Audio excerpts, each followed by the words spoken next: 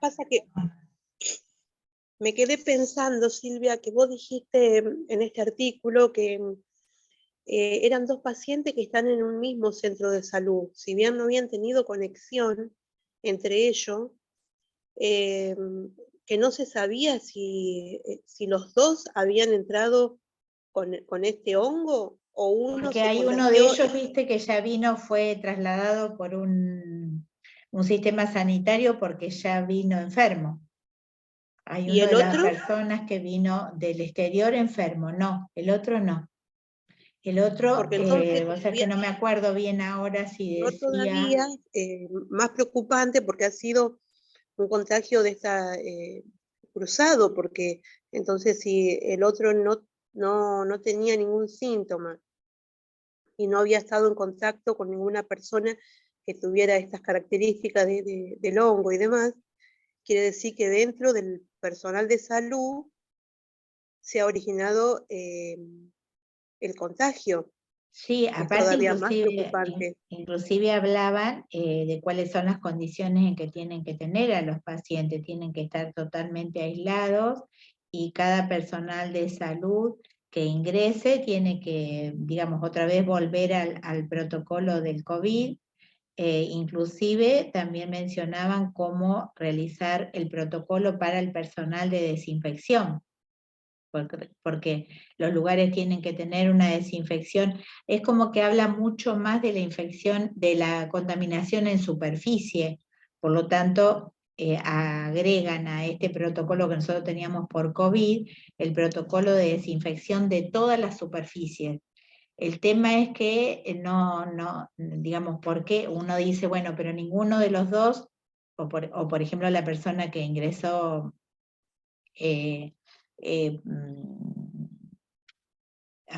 forma ambulatoria, no estuvo en contacto. Lo que pasa es que puede haber estado en contacto y no lo supo, porque hay muchos pacientes que están asintomáticos y que pueden llevarlo muchos días, mucho tiempo y no hacer ningún síntoma y por lo tanto no hay posibilidades de conocer cómo se contagiaron.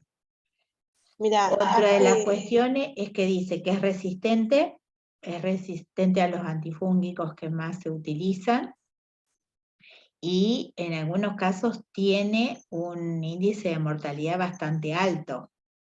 es muy preocupante esta situación. Sí. Hace muchos años, a ver las chicas por ahí de farmacia de la pequeña, si ellas se acuerdan, hace muchos años acá en Junín,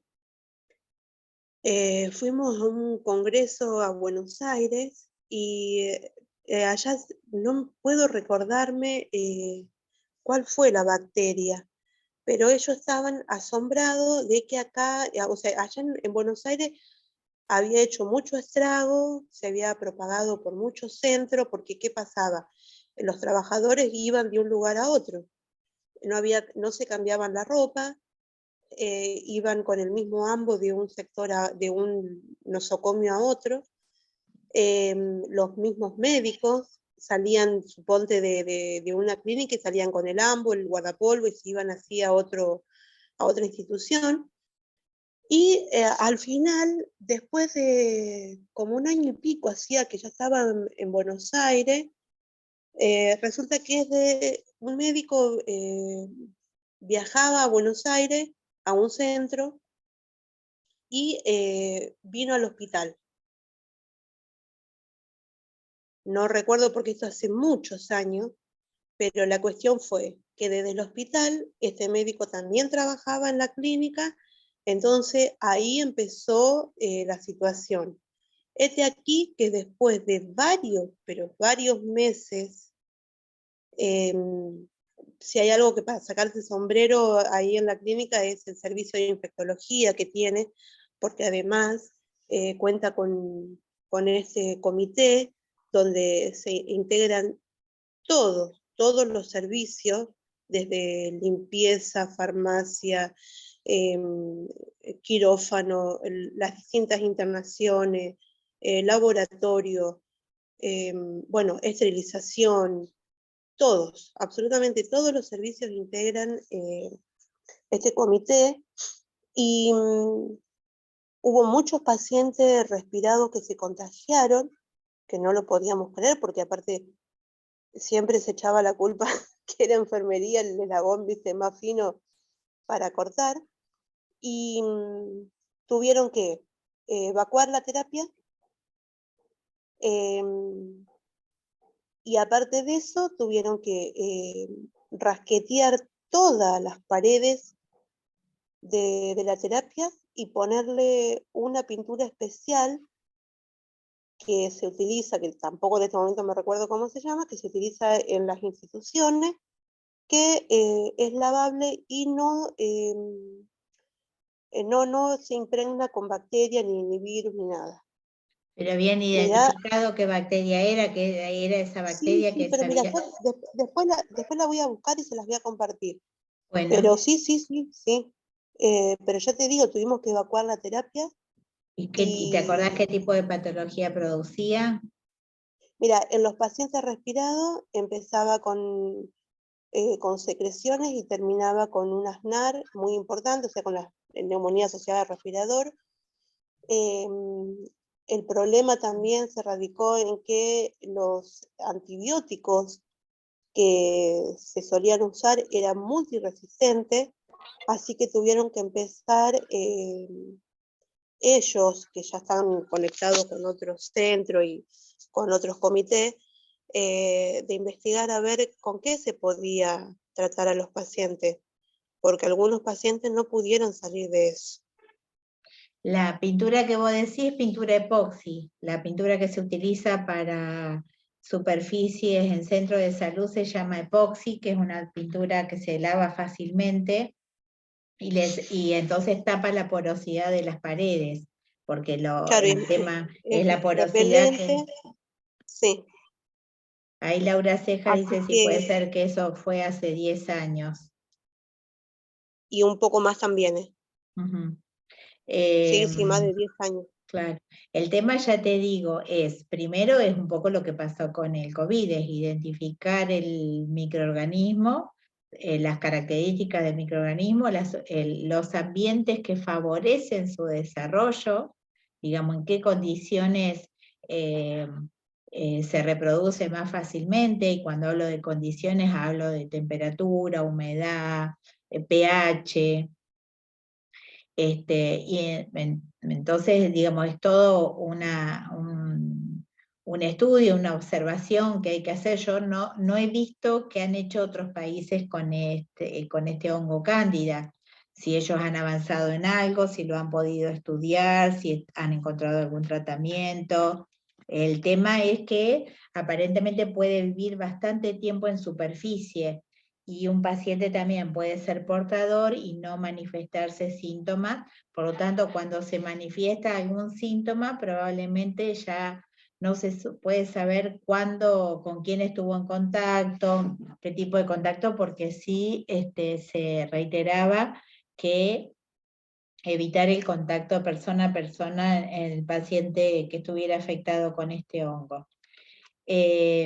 Bueno, entonces ahora, digamos, lo que les iba a explicar un poquito era el tema de lo que son los hongos. Hongos y levaduras pertenecen al mismo reino, que también volvemos a reiterar lo que ya dijimos con otros microorganismos. Es necesario conocer qué requerimientos nutricionales, qué requerimientos ambientales, qué cambios en la genética puede tener cada una de las especies, las interrelaciones de ese microorganismo. O sea, tenemos que pensar que entre los microorganismos puede haber competencias, puede haber simbiosis, digamos. Entonces pensar en cada microorganismo implica tener que abordar un estudio completo para conocer una especie. Y cuando estoy hablando, por ejemplo, de hongos, tenemos más o menos entre 300 y 400 especies patógenas que se conocen hasta ahora. A lo mejor hay muchas más. El tipo de infección que producen los hongos se llama micosis, que es la generalidad de las infecciones producidas por hongo, pero también puede haber algunas alergias. Hay algunos tipos de alergias, manifestaciones alérgicas que se corresponden a algún tipo de hongo. También hay intoxicaciones, hay unas micotoxinas, o sea, unas toxinas generadas por hongo, que también pueden llegar a producir algunas patologías. Esas micotoxinas a veces suelen estar en los cereales. Después, también conocer que en esos requerimientos que hablábamos hoy, necesitan nutrientes particulares, o sea que muchas veces se va a detectar un hongo que tiene mejor desarrollo en un ambiente que en otro. Pueden estar en el suelo, en el agua, en el aire menos el hongo. El hongo casi siempre es más que nada suelo y agua, y requiere ciertos nutrientes, ciertas condiciones de pH, y ha pasado muchas veces que el contacto por ejemplo, ha pasado con mucha gente que trabaja, los cultivadores y demás, que trabajan en contacto con la tierra y con el agua, han incorporado esos hongos en la piel, y en algunos casos, o en los animales también pueden estar, y en algunos casos en distintas partes del cuerpo, ¿sí? A veces hay algunas dermatitis que se pueden producir en el tronco, en ingle, en axilas, en el cuero cabelludo. Generalmente la infección micótica siempre es por contacto directo. Generalmente un hongo se contagia por contacto directo. Entonces, bueno, se llegan a producir infecciones sistémicas, algunas dermatitis, algunas foliculitis. Hay algunos hongos que se ven más en una zona que en otra, como que esto de que cada hongo requiere una condición ambiental diferente, hace que en zonas diferentes se encuentren distintos tipos de hongos. Hay hongos particularmente que se han detectado en pacientes que tienen el sistema inmunitario disminuido, como ya lo dijimos, y por ejemplo hay un tipo de hongo en particular que se suele encontrar, es un Cryptococcus creo que se llama, que afecta mucho a los pacientes con leucemia, con linfoma de Hodgkin, con SIDA, y hay otro hongo, un hongo que afecta a ciertas mucosas, que suele aparecer en los senos paranasales o en los pulmones, y que puede atacar, por ejemplo, a los pacientes diabéticos. Y después, bueno, hay un hongo particular, que es el Aspergillus, que se suele encontrar a nivel pulmonar y a nivel digestivo. Entonces, otra de las preguntas que uno se hace con respecto a los hongos es, ¿qué tipo de célula será? Para poder conocer, ustedes piensen que la patogenicidad de un microorganismo tiene que ver con su estructura celular, pero a su vez también pensar en una alternativa de tratamiento frente a un hongo también requiere conocer un poco más de su estructura celular. Otra cuestión importante es el tipo de reproducción. Digamos, cuando decíamos las bacterias crecen exponencialmente. Bueno, a lo mejor el tiempo de crecimiento del hongo no es tan rápido como el de las bacterias, pero a lo mejor tiene una posibilidad de sobrevida mayor. Si será una reproducción asexual como la de la bacteria, o sexual. Bueno, el hongo tiene dos reproducciones: reproducción asexual y reproducción sexual. Yo ahora les voy a compartir un material que tenía sobre hongos. Después yo se lo voy a ver cómo, porque lo quería recortar un poco, sacar lo más importante, pero así que probablemente lo voy a tener que escanear, porque si lo hago por copiado y pegado queda deformado el texto, ¿sí? Ahora se los voy a compartir.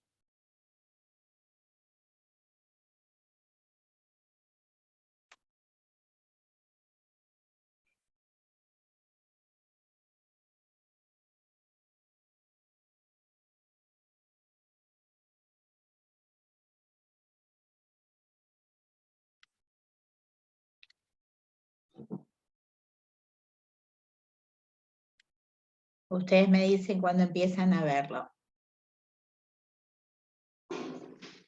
Ahí No ya se se ve, ve. Silvia. Bien, acá menciona el tema de la contaminación fúngica, o sea, todo lo que tenga que ver con hongo, lo identificamos siempre con la palabra fúngica, o sea, la contaminación fúngica es la contaminación por hongos o mohos o levadura, o sea, al reino de los hongos pertenecen tanto hongos como mohos y levadura. El tema es que, bueno, particularmente lo encontramos mucho en los alimentos, ¿sí? Nosotros lo vemos muchas veces en alimentos de manera cotidiana, porque modifica la característica del alimento, o sea, lo podemos detectar fácilmente porque el alimento aparece la mancha gris, del moho gris o el moho verde. Hay una transformación del alimento que hace que nos demos cuenta de que ese alimento está afectado por honga. Pero el tema es que esos hongos pueden generar micotoxinas que no siempre son detectadas y que pueden provocar infecciones, como dijimos hoy, o producir reacciones alérgicas. Entonces, generalmente una de las cuestiones que se exige en todos los alimentos que consumimos es el control microbiológico. Los hongos son eucariotas, ¿sí? Es decir, ¿qué quiere decir? Que están formados por células que tienen un núcleo diferenciado. Son pluricelulares, no es como las bacterias que podía encontrar algunas que sean unicelulares. No tienen pigmentos fotosintéticos, o sea, no fotosintetizan, y se dice que son quimioheterótrofos aerobios estrictos. ¿Qué quiere decir eso?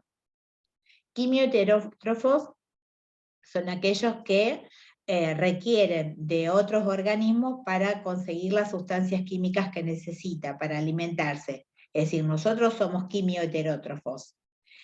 Además son aerobios, que quiere decir que siempre necesitan oxígeno, ¿sí? O sea que no voy a encontrar hongo en una superficie que no tenga disponibilidad de oxígeno.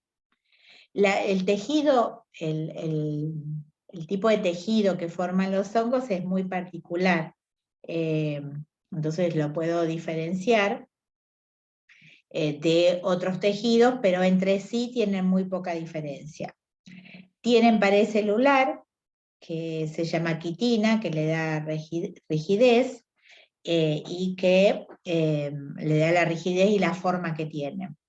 Algunos pueden tener cápsula, después tienen una estructura o cuerpo vegetativo que se denomina talo, y las hifas, si ustedes pudieran mirar un moho, el moho del pan o el moho de una fruta, lo pudieran ver con microscopio, van a ver que se ven como hilitos. Esa ramificación de los hongos se llaman hifas. Es una característica muy particular de los hongos, que son las ramificaciones que presentan y que uno ve como pelitos. Bueno, esas hifas pueden ser separadas y van a mantener su capacidad reproductiva, o sea, se van a seguir multiplicando aunque estén separadas. El conjunto de hifas, cuando tenemos varias hifas agrupadas, se llama micelio. Esas hifas o micelios que forman los hongos pueden generar esporas. Es decir, cuando nosotros vimos que el gran problema con los microorganismos es la capacidad de formar unas células totalmente protegidas con una estructura que no está afectada ni por el calor ni por el pH y que pueden sobrevivir, bueno, los hongos también tienen capacidad de formar esporas. ¿Cómo absorben los nutrientes? Debido a su pared celular, digamos, no pueden hacer fagocitar o incluir los alimentos como encerrándolos. Lo que hay es una serie de enzimas que se liberan en los extremos de las hifas. Entonces, en ese caso, esas enzimas que nosotros, las enzimas son las que nosotros nombramos que teníamos en el cuerpo como sustancias que ayudan a la digestión. Bueno, acá lo que hace la IFA es liberar la enzima, entonces la digestión o degradación se hace exteriormente al hongo. Y después quedan moléculas más pequeñas que pueden atravesar el citoplasma e ingresar al hongo. Y según el tipo de alimentos, son los hongos saprófitos, que utilizan materia orgánica muerta, y los hongos parásitos, que utilizan organismos vivos y que generalmente forman una simbiosis tanto con plantas, animales y seres humanos. El tipo de reproducción, la reproducción sexual, presenta dos gametos, ¿sí? O sea, son dos gametos, acá también le podemos dar inclusive la palabra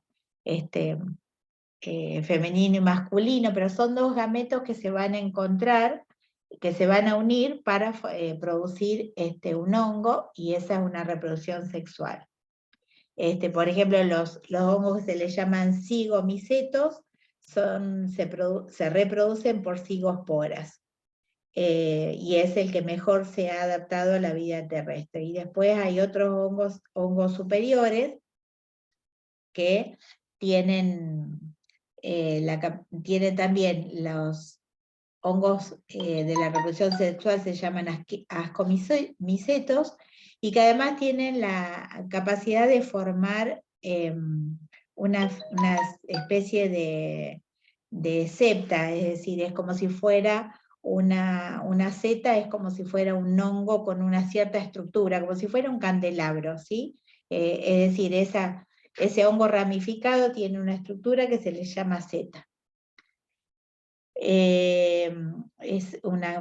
La seta es un crecimiento bastante importante y que además tiene la capacidad de generar muchas esporas. Fíjense en que una seta, que son formadas por varias hifas, tiene la capacidad de por ahí liberar 100.000 esporas por hora durante 4 o 5 días.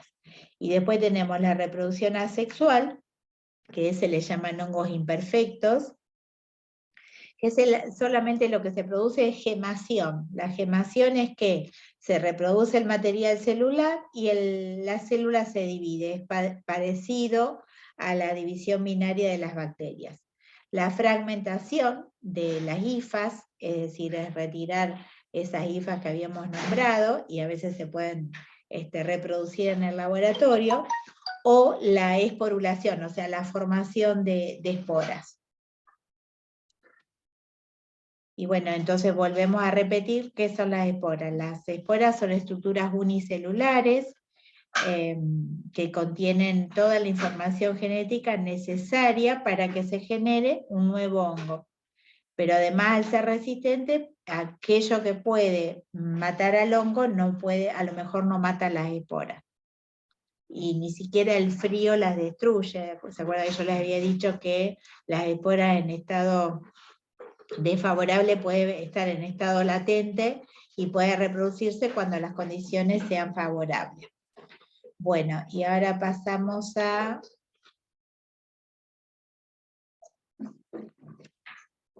Bueno, estas son algunas imágenes de hongos, digamos, así, nos parece más del reino vegetal que del reino fungi. El reino de los hongos se llama reino fungi. Entonces nosotros tenemos que pensar que a veces cuando vemos una micosis, puede haber algunos de estos honguitos que tienen estas estructuras. Estas ramitas que yo les decía acá, es lo que se llama hifas, ¿sí? Este hongo es el hongo que genera la penicilina. El que aparece primero es el penicillium. El aspergillus, que es la levadura. ¿Qué otro puede haber que le suene? El fusarium, que es un hongo que aparece en el trigo, porque hay muchos hongos que nosotros los recibimos a partir de los granos de cereales. Y después, bueno, dijimos las levaduras. Las levaduras son hongos que crecen generalmente por gemación. Si uno pudiera observar levaduras levaduras con microscopio, uno vería a lo mejor que hay una levadura produciendo una levadura hija. Eso se produce por gemación. Algunos hongos que son patógenos pueden presentar dimorfismo, es decir, que quiere decir que pueden existir tanto en forma de levadura, o sea, en forma parasitaria, o en forma filamentosa, que es la forma saprófita. Las levaduras generan colonias parecidas a las colonias de las bacterias.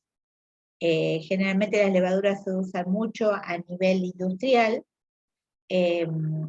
Lo que es más difícil es identificarlo desde el punto de vista morfológico, porque son bastante parecidas. Lo que se hace es por ahí hacer pruebas con reactivos específicos a nivel de laboratorio para detectar las distintas especies. Entonces las pruebas morfológicas por ahí puede ser el aspecto de la colonia y la observación microscópica de los cultivos y la presencia de ascospora. Y después generar las pruebas de laboratorio. La prueba de laboratorio consiste en tratar de hacer participar a la levadura de alguna reacción que me permita observar si se produce o no. Si se produce, está indicando que hay levadura. Es decir, por ejemplo, una de las cuestiones que se puede hacer en el laboratorio es, a partir de azúcares, colocar una muestra donde se sospecha que hay hongo, y si hay fermentación, que se observa enseguida porque se forma una espuma, si hay fermentación está indicando que hay levaduras. La observación de levaduras puede ser generalmente de color crema o amarillento, tienen aspecto seco, tamaño variable, y generalmente las colonias no permiten identificarlas fácilmente. Y después, bueno, hay técnicas de laboratorio para identificarlas macroscópicamente. Bueno, acá hay unas observaciones microscópicas de Candida albicans, que es del mismo, no la misma especie, pero el mismo grupo del Cándida que nos tiene preocupado, que estuvimos viendo justamente en el artículo. Y este es un micelio, que dijimos que era la unión de varias hifas de ese hongo Cándida. Bueno, esto ya es más técnica de laboratorio, hay ciertas observaciones microscópicas. Eso se puede observar con microscopio común, electrónico, no hace falta que sea un microscopio muy especial. Y después, las enfermedades producidas por hongos. El tema es que la verdad que el tejido humano es una barrera para el crecimiento de los hongos. Entonces, nosotros tenemos que pensar que la mayor parte de los hongos crecen de forma óptima a temperaturas inferiores a 37 grados, ¿sí? Por lo tanto, el hecho de que el cuerpo esté a 37 grados no contribuye a que, por suerte, no contribuye a que el hongo pueda vivir o reproducirse. El potencial redox. El potencial redox es una propiedad en físico-química que se relaciona con procesos donde hay cambios atómicos. Es decir, para darle un ejemplo, un potencial redox nosotros lo relacionamos con el funcionamiento de una pila, ¿sí? Solamente que sepan eso, ¿sí? No se compliquen tanto con el potencial redox. Pero ¿qué pasa? Nosotros tenemos potencial redox en el organismo. Es decir, por ejemplo, el potencial redox se relaciona con los radicales libres, cuando hablamos que cuando generamos radicales libres no es beneficioso para el cuerpo. los tratamientos para radicales libres, bueno, eso tiene que ver con el potencial redox. ¿Qué pasa? La mayor parte de los sistemas, o sea, las enzimas de los hongos actúan mejor cuando hay potencial redox en sustratos muertos que en sustratos metabólicamente activos. Por eso el hongo lo ve con mayor desarrollo en materia orgánica, pero no que haya metabolismo activo. Los hongos primarios, o los hongopatógenos primarios, son aquellos que se adaptan en forma bastante bien al organismo humano. Es decir, como tienen dimorfismo, o sea, la capacidad de generar dos tipos de parasitismo, forman levaduras unicelulares, que tienen forma justamente de levaduras, que son esa forma casi redonda, y en este estado parasitario el metabolismo aumenta con más rapidez que en estado vegetativo. ¿Sí? Es decir, que lo que hace es tener una forma que garantice un mejor metabolismo. O sea, el hongo tiene que metabolizar, tiene que realizar el metabolismo para poder sobrevivir. Entonces lo que hace es adoptar una forma que garantice su metabolismo. Como resultado, es un microorganismo que va a crecer y se va a multiplicar mucho más rápido que su estado natural. Estas formas parasitarias son más susceptibles a la fagocitosis de los macrófagos. Entonces, muchas de estas infecciones se resuelven de manera espontánea. Es decir, los macrófagos lo habíamos mencionado en el sistema inmunitario, ¿se acuerdan? Entonces acá, como los macrófagos tienen capacidad para fagocitarlo, entonces a veces esas infecciones se pueden reducir en forma espontánea. Los tipos de micosis, micosis cutáneas superficiales, generalmente en la piel, generalmente donde hay queratina, lo podemos encontrar en epitelios, pelo, uña. Se llama dermatomicosis si afecta la piel y tiña si afecta el pelo o las uñas. Las micosis sistemáticas, que son más profundas, son más generales, pueden afectar órganos y vísceras. Se pueden iniciar por inhalar esporas, es decir, en el ambiente puede haber esporas, o en el suelo puede haber esporas, más que nada en zonas de clima tropical, zonas húmedas,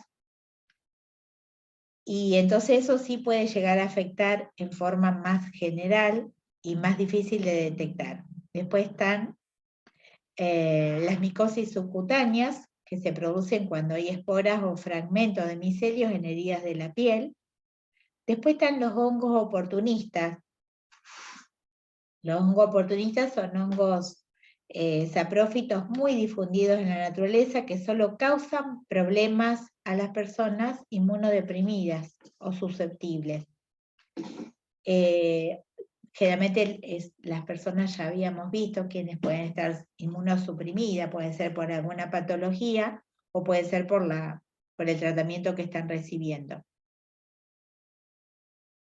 Después, este tipo de micosis más generalizada puede localizarse en la piel, en las mucosas o inclusive afectar el sistema respiratorio. El Candida albicans es muy frecuente en las mucosas de la boca, en la vagina y en el tubo digestivo.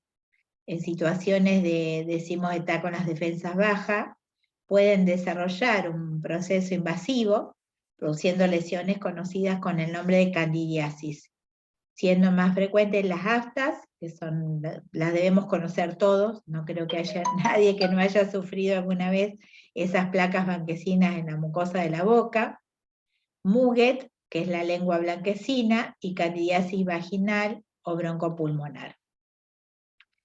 Lo que preocupa es que en el último tiempo ha habido un aumento importante de las infecciones producidas por hongos en pacientes sometidos a terapia inmunosupresora. Estos avances terapéuticos, junto a la epidemia del SIDA, han ampliado el número de especies capaces de causar infecciones fúngicas, hongos oportunistas, la escasez de fármacos antifúngicos y la aparición de cepas resistentes a los mismos son factores adicionales a la importancia de este grupo de patógenos. Se han descrito con detalle, porque creo que hay como 300 especies, pero sí se conocen con mucho detalle unas 175 especies patógenas. Bueno, eso sería más que nada lo que quería explicarles con el tema de hongos. Después veo cómo puedo compartir esto para que lo puedan tener, porque es para no compartir todo, que es mucho.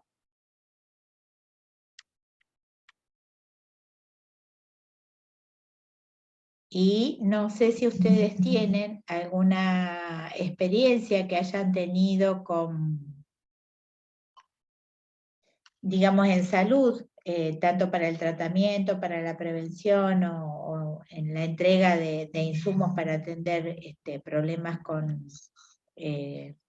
las dermatitis y demás. Silvia, en mi caso relacionado con bacterias, una vez tuve una experiencia en el laboratorio, pero lo hicimos con la tinción esa de gran positiva y gran negativa. Hicimos un raspado en la dentadura, ¿viste? Directamente con el vidrio, con el portaobjeto que va en el microscopio, y la teñimos. A unos les salía azul y otros rojo. No sé si tenía que ver con el nivel o la cantidad de bacterias, porque no recuerdo. Pero estuvo buenísimo y se veía espectacular en el microscopio. Claro, a lo mejor creo que hay una sustancia, yo no la conozco, creo que hay una sustancia que la usaban también para detectar cuando se insistía tanto con el tema del lavado de manos, que en realidad lo del lavado de manos, nosotros, o sea, a nivel general en salud se revalorizó cuando pasó lo del COVID, pero que en realidad nunca deberíamos haber perdido la importancia del lavado de manos tanto en salud como en lo cotidiano. Y creo que había una técnica en la cual, por ejemplo, se hacía con los nenes, cuando se insistía en que se lavaran las manos continuamente, que le pasaban ese reactivo y había un cambio de color cuando había carga bacteriana o carga de hongos. Es decir, nosotros, por ejemplo, en el laboratorio, una de las cosas que hacíamos con los chicos cuando queríamos, a veces hacíamos esos talleres de la importancia del lavado de manos, cuál era la carga microbiana que podía haber en lo que tocábamos en la vida diaria, y entonces me acuerdo que le hacíamos, preparábamos el medio de cultivo, llevábamos el medio de cultivo, le pasábamos el anza por la mano, lo sembrábamos en el medio de cultivo y lo mandábamos a la estufa de cultivo. Le hacíamos lavar las manos y volvíamos a hacerlo lavar las manos con la técnica como corresponde y demás. Entonces después, claro, eso teníamos que esperar 24 horas, 48 horas de acuerdo al medio de cultivo, y después les mostrábamos, porque claro, tanto el honguito como las bacterias te forman las colonias. No teníamos medio de cultivo específico para saber qué hongo era o qué bacteria era, pero igual ellos la podían ver porque las colonias se veían re bien. Entonces les mostrábamos la diferencia de lo que había antes de lavarse las manos y después de lavarse las manos, para que ellos supieran que algo que no se veía podía estar presente, como podía ser un honguito o una bacteria. En laboratorio existen medios específicos, es decir, hay medios de cultivo que son específicos para un grupo de hongos. Por ejemplo, a lo mejor hay un medio de cultivo para levaduras, un medio de cultivo para cándida, pero no cualquier laboratorio cuenta con lo específico para un determinado tipo de hongo. Por eso insistían entre las medidas para detectar esta cándida que estábamos hablando hoy, que los laboratorios ya se preocuparan por conseguir los reactivos para detectarlo. Si no tienen los reactivos y se sospecha, que ya hagan el contacto con un laboratorio central para mandar la muestra y poder hacer la prueba, ¿sí? porque el tema es que también son pruebas, todo lo que es microbiológico no es rápido, ¿sí? Porque uno tiene que esperar el medio de cultivo, tiene que esperar la incubación, tiene que esperar,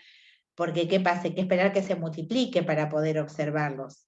Entonces, a veces al no ser rápido, bueno, lo que pedían era que ya cada centro de salud vaya, digamos, articulando los medios para poder detectarlo a tiempo y poder tratarlo a tiempo. Yo particularmente lo que tengo presente en farmacia, bueno, lo que más veíamos eran las dermatitis en piel, en determinadas zonas, bueno, todo lo que es axila, todo lo que es entre los dedos y eso,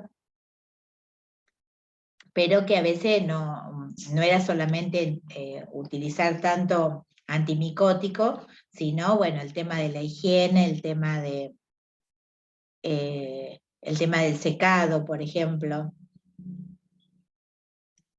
No sé a las chicas, la enfermera, cómo le va con los pacientes internados, porque también es un problema con el tema de la micosis en los pacientes internados mucho tiempo. Si bien las escaras es uno de los problemas más grandes, pero creo que lo de las micosis también, ¿no? ¿Están las chicas?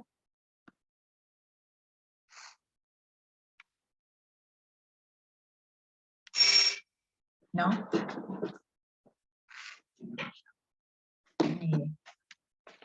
Así que bueno, no sé si ustedes tienen alguna experiencia más con el tema de los hongos, algo más que quieran contar. Al nene mío se le hacía como una dermatitis en el pecho, pero no sé, de piel sensible, decía la dermatóloga. Y se le hacía todo como ampollitas en el pecho cuando era más chiquitito. ¿Me aguardan un segundito? Sí, sí. Sí, profe.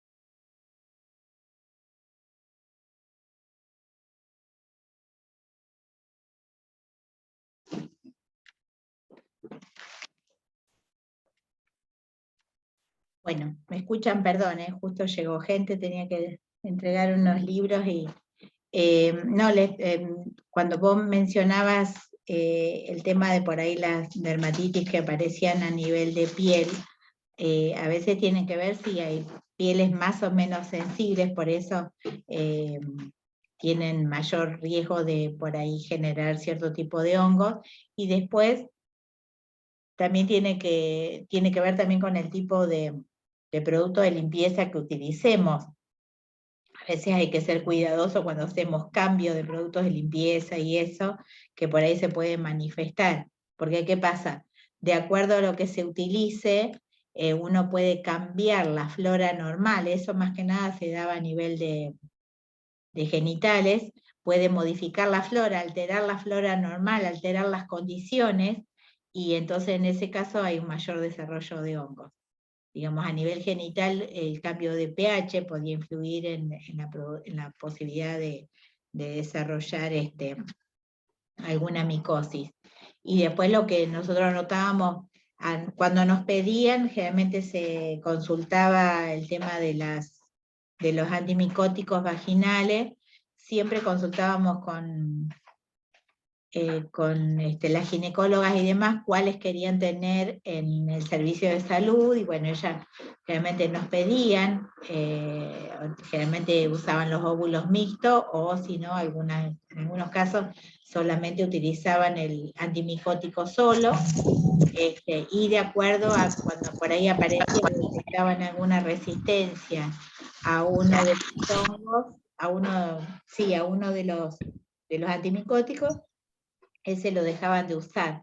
No me acuerdo cuál era que me habían encargado una vez que tengamos, y después no se usó porque se había detectado que se habían vuelto resistentes. Y después, bueno, teníamos algún antimicótico por vía oral.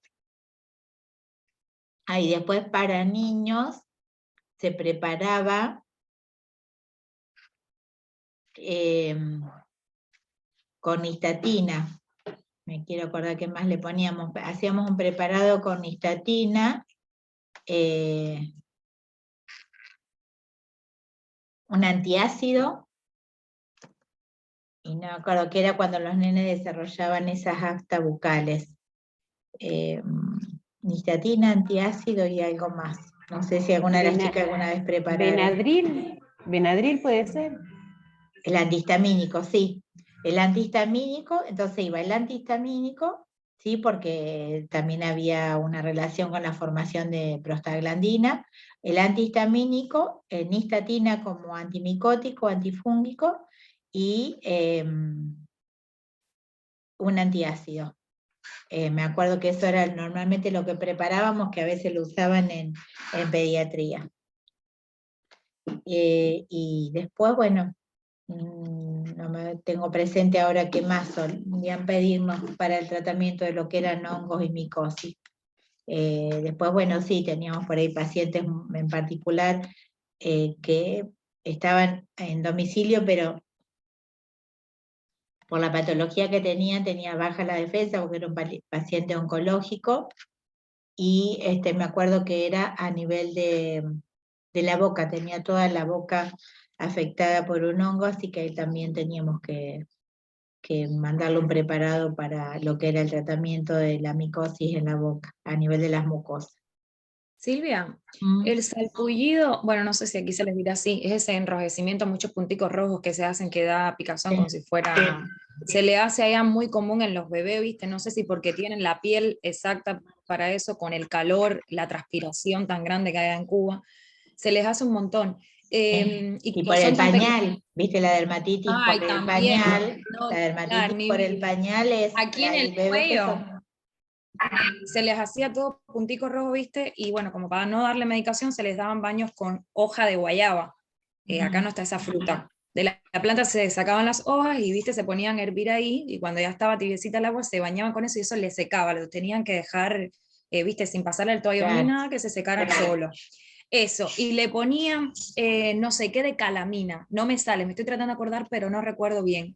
Y eso también le secaba, era como un bálsamo blanco, que no recuerdo cuál era las drogas que tenía, pero no era tampoco tan invasivo porque se lo ponían a los bebés. Caladril. Claro, eso te iba a decir, el caladril que usamos nosotros, que es el nombre comercial, Aquí, caladril. claro, pero Como el claro, caladril, sí. claro. es El verdad, caladril es tiene verdad, la calamina. eso. Pero aquí ustedes lo tienen en crema. Aquel venía en un pomo, en un envase, ¿viste eso de los carmelitas para que no le entre la luz? Marrones, ustedes le dicen marrones, eso. Sí. Así, ese de calamina, en bálsamo. Se ponía así, eso te refresca Nosotros un lo tenemos montón. en crema y loción. Claro, la Crema loción y sería loción, más así, claro. más líquido. Más líquido. La loción es líquida. Ahí está. Y nosotros lo usamos, sí, para reacciones, manifestaciones así a nivel dermatitis, para las picaduras, sí, porque en algunos casos también las picaduras generan a veces reacciones en la piel. Y sí, es cierto que hay bebés que son más sensibles a los cambios de temperatura, a la transpiración. Hay personas, inclusive grandes también, con el tema de la transpiración, que les genera ciertas reacciones en piel. ¿Cómo es que se llama ese problema? Que tienen las personas que transpiran tanto. ¿Hidro? ¿Cómo es? No me sale el nombre. que también se le empiezan a generar honguitos porque no pueden tener nunca la piel seca. Es tanto lo que, ay, ¿cómo se llama? Tiene un nombre. Que inclusive ningún sistema desodorizante les resulta efectivo. Hiperclerosis puede ser, Silvia. Sí, hiperclerosis, muy bien, sí, justamente. El tema también tiene que ver, ya le digo, en el caso de los bebés, por eso se insistía mucho en el tipo de jabón que se utiliza para la ropa, ¿sí? A veces puede ser el material de la ropa que genera esa dermatitis o el producto de lavado que se utiliza para la ropa. Por eso, generalmente siempre todo lo que es micosis o dermatitis se genera, aconseja siempre los jabones neutros para lo que es la higiene. Y después, bueno... ¿Cómo dijeron que se llama? Hiperhidrosis, ¿no? Hiperhidrosis. De hidratación. Claro, de hidratación. hiperhidrosis. Claro. O sea, es como una transpiración resistente a cualquier antidesodorante y eso le genera la formación de honguitos porque no pueden tener nunca la superficie seca. Bueno, así que no sé, por ejemplo, de quirófano, no sé si alguien de las chicas que está acá, a nivel de quirófano, sí tenía muchos problemas con los honguitos. Antes para quirófano, para prevenir la formación de hongos, se utilizaba el iodoformo. Lo que pasa que para preparar el iodoformo se prepara con éter y ahora el éter no se puede comprar. Entonces no se puede preparar, pero... Profe, ahí Natalia Ice está diciendo que tiene eso de la transpiración por el chat. Sí. Y aparte ella menciona que hay un factor de estrés también, sí, en muchas de estas reacciones, por eso dice, lo mismo que el tema del desarrollo de las aftas y eso a veces está relacionado con situaciones de estrés, de baja defensa, a veces está relacionado también con alguna cuestión hormonal, ¿sí? Hay ciertas cuestiones hormonales que pueden... que se relacionan también con la hiperhidrosis o con la formación de aftas. Y después, bueno, les comentaba eso, que sé que en quirófano antes les gustaba tener el iodoformo para prevenir la aparición de hongos, pero después no se pudo preparar más, pero no sé si en cirugía tienen mucho problema con contaminación con hongos. No, profe, no tenemos. Es más con bacterias, ¿no? Claro, exactamente, sí. Bien. Alesia, vos me querías decir algo, a lo mejor me hablaste cuando yo había cortado. Mandé al chat, digo, Sí. por ahí no me pude ver. ¿Qué tal? ¿Cómo estás? Bien, ¿vos? No, les comentaba que el nene mío también había tenido un problema de dermatitis y también le habían hecho todo como ampollitas, le habían dado la crema, la Proavena. Sí, Proavenal. Y el jabón también de avena, Sí. y la ropa toda con jaboncito blanco, toda con Claro, jabón blanco. Jabón blanco, sí. Neutro, sí. Claro, el tema es que lo que pasa es que uno tiene que asegurarse de que realmente sea neutro, porque a veces el jabón blanco es ligeramente alcalino y a veces la etiqueta no te dice el pH. Siempre lo que tenemos que ver cuando te indican un producto neutro es el pH. Y después,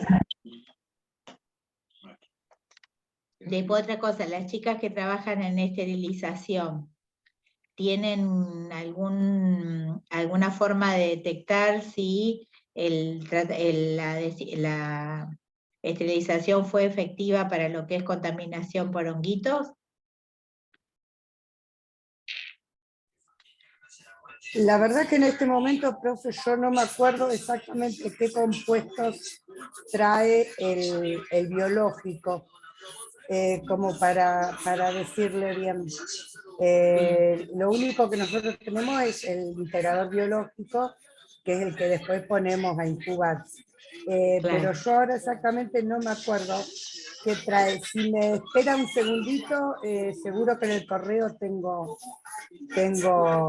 la forma de saberlo.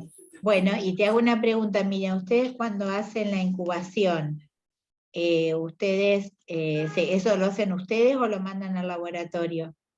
¿O solamente es el cambio de color? No, nosotros lo ponemos a incubar, tenemos una incubadora nosotros muy chiquita, pero que alcanza para poner, tenemos dos que alrededor de 12 biológicos entran por mi incubadora, nunca están todas llenas, pero lleva una temperatura y un tiempo.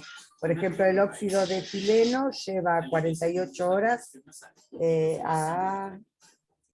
no me acuerdo ahora la temperatura, porque Sí, lo generalmente dejamos fijo, tenemos dos, una que usamos para el plasma y el autoclave que llevan la misma temperatura y usa 24 horas, y el óxido que son 48 horas, pero como se dejaron fijos los tiempos y las temperaturas. las temperaturas, la verdad que ahora no me puedo acordar exactamente. Claro, para porque decir, generalmente parece que son algo de 40 grados, 47, 48 grados, puede ser. ahí está, ahí me hizo acordar, Sí. 48 grados el óxido de etileno y 36 grados el autoclave. ¿Y ustedes siembran eso en determinado medio de cultivo o está el medio de cultivo incluido en el test que detecta? Tiene el frasquito biológico, tiene un testigo, un rótulo, que tiene toda una liñita marcada que también cambia de color, además del líquido que está dentro. Está bien, y ustedes no, o sea, ustedes no tienen que preparar ningún medio de cultivo, solamente se pone así. Solamente se pone en la incubadora y se espera el tiempo que lo requiere cada uno. Claro, claro. Sí, después, sí, cuando vos puedas fijarte, fíjate si ese reactivo dice que es para detectar contaminación bacteriana o contaminación fúngica también. Ya me estoy fijando, profe. Bueno, y después, bueno, algunos de los productos que habíamos mencionado, cuando vimos mezclas en salud, cuando vimos de físico-química, vimos que algunos productos eran efectivos para bacterias y algunos eran efectivos para bacterias y hongos también, hongos y levaduras también. Bueno, después entonces, no les digo hoy, pero ya después les voy a compartir el resumen de hongos y levaduras, y después les doy las consignas y les distribuyo. Lo que tienen que hacer es mandarme en el tablón de Classroom, me mandan los nombres, los integrantes de cada grupo, y yo después le asigno que les va a tocar, y le doy las consignas para desarrollar a todos. Que es casi siempre es la caracterización del microorganismo, las condiciones que favorecen su desarrollo, su presencia y su reproducción, la patología que pueden desencadenar y el tratamiento.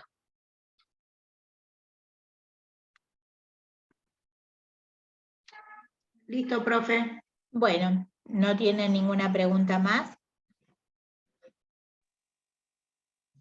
No. Bueno, si no, tranquila, Miriam, cuando vos lo encuentres lo compartís después en el tablón. Acá lo encontré, profe. Geobacillus, Geobacillus, espérenme, Estearothermophilus. Sí. Lo que es Thermophilus se llama a los microorganismos que resisten a alta temperatura. Claro, ¿ese es para el peróxido o ese es para el peróxido? Sí. Yo los voy a anotar bien y la próxima clase o se lo paso por mensaje por WhatsApp. Bueno. Bien los tres nombres, porque lo tengo en el listado de la licitación, por eso tengo que ir al correo que tengo listado ahí. Sí, vos tranquila lo miráis, si no, fíjate en algún material de que ustedes vieron en esterilización, cómo hacen para comprobar la efectividad con respecto a la presencia de hongos y levaduras. Sí, yo no sé exactamente por qué, no sé exactamente qué bacterias, Claro, todo lo está que... bien. Le voy a preguntar a Aldana, porque ella está en esterilización también, me parece, ¿no? La profe de práctica. Ella está en farmacia y es la que controla hay esterilización. Ah, por ahí le voy a preguntar a ella a ver si se acuerda. Bueno, nos vemos entonces mañana. Nos vemos, profe. Un abrazo. Chao, profe. Chau, chau.